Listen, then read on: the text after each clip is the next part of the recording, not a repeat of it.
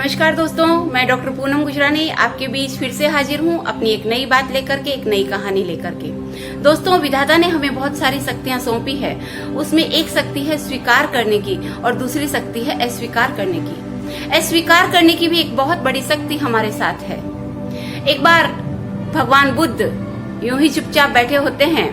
थोड़े समय पहले ही उन्होंने एक शिष्य को दीक्षित किया होता है और उसके रिलेटिव्स आते हैं और भगवान बुद्ध को बहुत भला बुरा कहने लगते हैं। भगवान बुद्ध चुपचाप अकिंचन बैठे हुए सुन रहे हैं।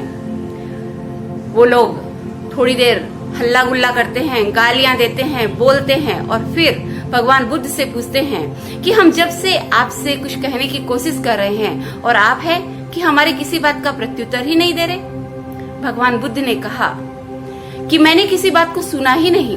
तुम लोगों ने क्या कहा और क्या सुना मुझे नहीं पता। उन्होंने कहा कि हम कब से तुम्हें गालियां देकर के कोशिश कर रहे हैं कि तुम कुछ बोलो, तुम प्रत्युत्तर दो। भगवान बुद्ध ने उन्हें समझाते हुए कहा, दोस्त, अगर तुम किसी के यहाँ कोई गिफ्ट लेकर के जाते हो और कोई गिफ्ट अगर अस्वीकार कर दे तो वो गिफ्ट लौट करके किसके पास आता है? उन्होंने कहा, वह तो उसी व्यक्ति के पास रह जाएगा जिसका गिफ्ट है।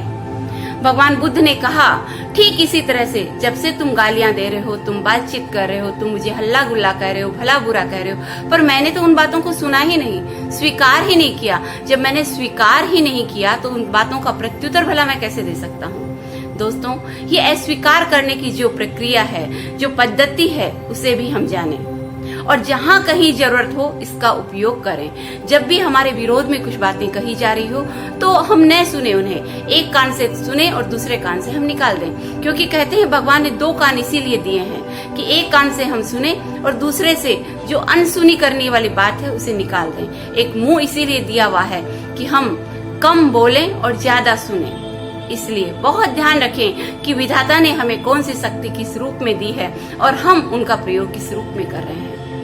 अगर आपको ये बात, ये कहानी पसंद आई हो तो निश्चित रूप से लाइक कीजिएगा और कमेंट